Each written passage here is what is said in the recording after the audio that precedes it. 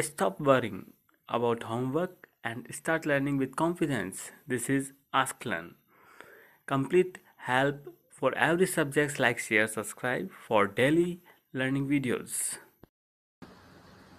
29.6, we want to try and explain uh, using reasoning that's similar to what's given in the text for hydrogen 2 molecules to show why a helium 2 molecule can't be formed. And then we want to explain why this helium 2 plus molecular ion can form, and it in fact has experimentally determined binding energy and separation, which you can find in the statement of the problem in the book.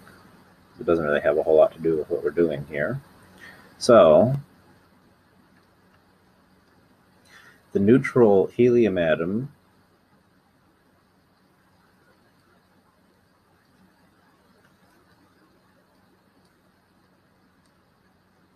has 2 electrons in the ground state.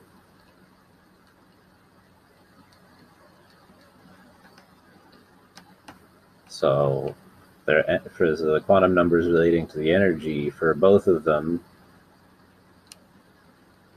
are n equals 1, L equals 0, m sub L equals 0.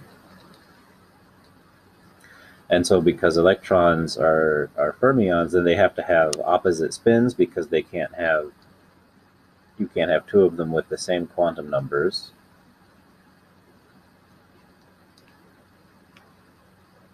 So the spins are plus or minus 1/2, depending on which electron is in question.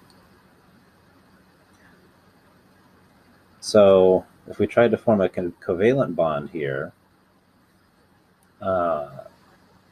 one of the electrons in one helium atom is going to have the same set of quantum numbers as one of the electrons in the other helium atom. And this isn't allowed by the exclusion principle. And so this can't happen.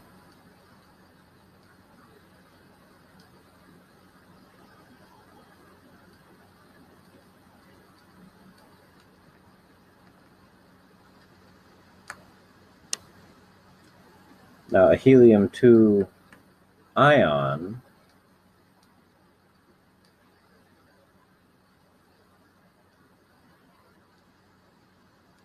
would have 3 electrons total. So we have a neutral helium atom and a helium plus ion. And so the electron that's on the ionized helium can have the opposite spin of one of the electrons on the neutral helium. And so it's possible for them to occupy the same region of space because they have different quantum numbers, and you can form a bond then. In this case, because you have 2 electrons from one helium atom trying to share space with 2 electrons from the other helium atom, they, you sort of can't get a pair of electrons that won't have the same quantum numbers. Whereas here, because you only have 3 of them, the electron from the helium ion, can have the opposite spin and share the same region of space.